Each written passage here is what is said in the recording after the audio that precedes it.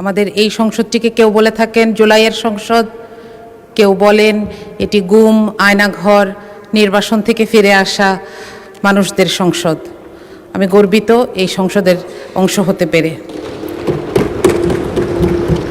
একই সাথে আমাদেরকে আরও একটি জিনিস বিব্রত করে যে এই সংসদে এমন 11 জন ঋণ খেলাপি আছেন একই দল থেকে, যাদেরকে দেখলে এখন মনে হচ্ছে যে এই ঋণ খেলাপির পরিমাণটা আমাদের জন্য একটি বোঝা।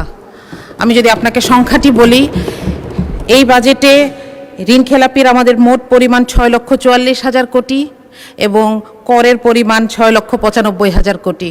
মাঝে মধ্যে মনে হয় যে এই বছরটা যদি আমরা এই ঋণগুলো ফেরত পেতাম, আমরা অন্তত একটা বছর করবিহীন জীবনযাপন করতে পারতাম।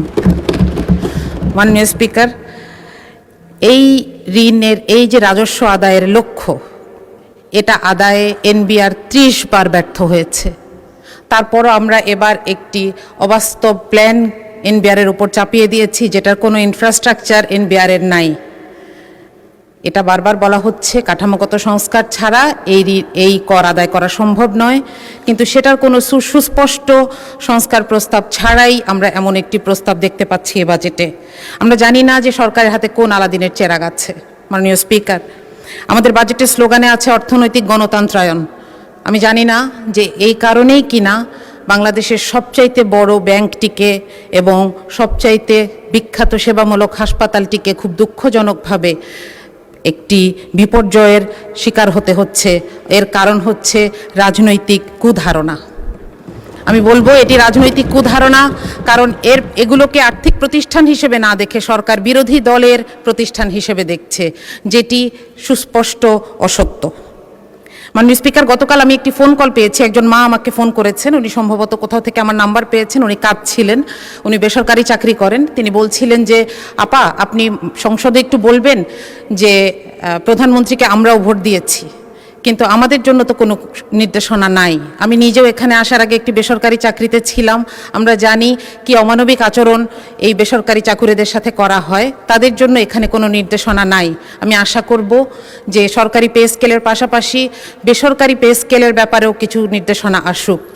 এটার অভাবেই সরকারি চাকরিতে চান্স পাওয়ার জন্য এই ঘুষ বাণিজ্য, নিয়োগ বাণিজ্য হয়ে থাকে।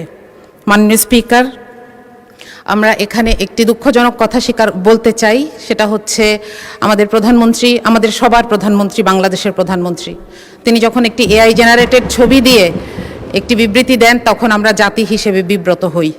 আমি আপনাকে অনুরোধ করব, আপনার মাধ্যমে প্রধানমন্ত্রীকে অনুরোধ করব এই ব্যাপারে তাকে যারা ইনফরমেশন দেন তাদের সাথে এই ব্যাপারটি ক্লিয়ার করে নেওয়ার জন্য।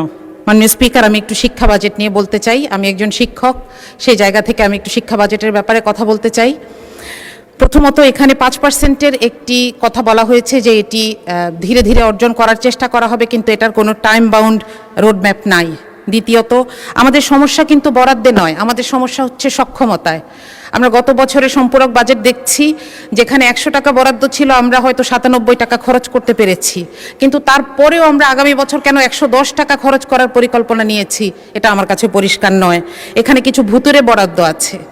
শিক্ষা মন্ত্রণালয়ের 3টি অংশ মিলে যে বাজেট, সেখানে 14,000 কোটি টাকা বাড়তি চাওয়া হয়েছে। আমরা জানি না এই গ্যাপটা কি দিয়ে পূরণ হবে, অর্থাৎ এই টাকাটি কোথায় খরচ হবে। বাংলাদেশে কওমি শিক্ষার মতন একটি ঐতিহ্যবাহী ধারা নিয়ে বাজেটে কোনো নির্দেশনা নাই। মাননীয় স্পিকার, এই যে বিভিন্ন ধরনের বিভিন্ন ডিসিপ্লিন আছে আমাদের দেশে, সেগুলোর ব্যাপারে সুনির্দিষ্ট নির্দেশনা দরকার বা পলিসি দরকার। যেমন আমাদের বিশ্ববিদ্যালয়গুলোকে বলা দরকার তারা যেন স্বায়ত্তশাসিত হয় এবং নিজেদের পয়সা নিজেরা জোগাড় করে। এটা কোত্থেকে জোগাড় করবে? তাদের গবেষণার মাধ্যমে, মানুষের সমস্যা সমাধানের মাধ্যমে জোগাড় করে, যেভাবে সারা পৃথিবীর বড় বড় ভার্সিটিগুলো চলছে। আমাদের যদি এখানে আমরা বলি যে আলিয়া মাদ্রাসাকে বলি যে আপনারা মান উন্নয়ন করেন, আমরা আপনাদেরকে এমপিওভুক্ত শিক্ষা প্রতিষ্ঠানগুলোর সমান পয়সা দিব। আমরা যদি বলি যে জাতীয় বিশ্ববিদ্যালয়কে বলি আপনারা এমপ্লয়মেন্ট তৈরি করেন, আপনাদেরকে আমরা ভর্তুকি দিব কিংবা আপনাদেরকে আমরা বরাদ্দ দিব। এভাবে তাদের সামনে সুনির্দিষ্ট লক্ষ্য ঠিক করে দেওয়া প্রয়োজন, মাননীয় স্পিকার। সুতরাং এইখানে শিক্ষা বাজেটে বিশেষ করে আমাদের আরও বেশি স্পেসিফিক এবং বিস্তারিত বাজেটের নির্দেশনা প্রয়োজন। সবশেষে একটি সংখ্যা বলছি যে পরিচালন ব্যয় যদিও বলা হচ্ছে যে এবার পার্সেন্টেজে কমেছে, কিন্তু বাজেটের সাইজ যেহেতু বড়, তাহলে আগের বছরের থেকে প্রায় 6,22,000 কোটি টাকা বেশি পরিচালন ব্যয় নিয়ে এই বাজেটটি আমাদের সামনে পেশ করা হয়েছে। তো এটার ব্যাপারে আসলে এই স্ট্যাটিস্টিক্সগুলোর ব্যাপারে সততা দরকার ছিল, যে পার্সেন্টেজের ক্ষেত্রে কমানো হলেও আসলে এটা টাকার অঙ্কে বেশি। মাননীয় স্পিকার, বাজেট আসলে একটা দেশের মানুষের এবং সরকারের সাথে একটি সামাজিক চুক্তি, সুতরাং এখানে বাস্তবসম্মত, জবাবদিহিমূলক এবং প্রাতিষ্ঠানিক সক্ষমতা প্রয়োজন। মাননীয় স্পিকার, আমি আপনার কাছে আর 1 মিনিট প্রার্থনা করছি। জি প্লিজ, জি। আপনি কন্টিনিউ করেন, 1 মিনিট সময় বরাদ্দ হলো। Thank you. আপনাকে ধন্যবাদ।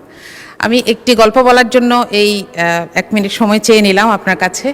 সেটা হচ্ছে, একজন দেশের অর্থমন্ত্রী মিস্টার এক্স যেদিন প্রথম অফিস করলেন, তিনি দেখলেন তার টেবিলে 3টা খাম, তিনি এবং উপরে লেখা কোনো সমস্যায় পড়লে এই খামটি খুলবেন। তো খাম নাম্বার 1 খুললেন তিনি। একটা সময় দেখলেন যে খুবই অবস্থা খারাপ, দেশের মানুষের চাহিদা পূরণ করা যাচ্ছে না, অর্থনীতির অবস্থা খারাপ।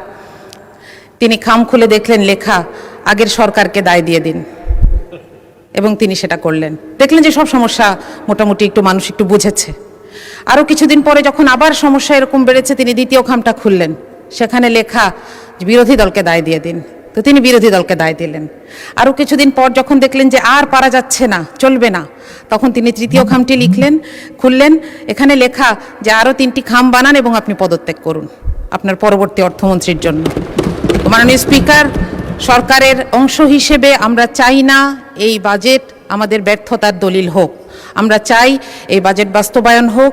এই জন্য এটার যতগুলো অ্যানোমালি আছে, যতগুলো জায়গায় সমস্যা আছে, এগুলোকে দূর করেই আমরা সামনে এগোতে চাই। আপনাকে ধন্যবাদ মাননীয় স্পিকার। ধন্যবাদ মাননীয় সদস্য, আপনাকেও।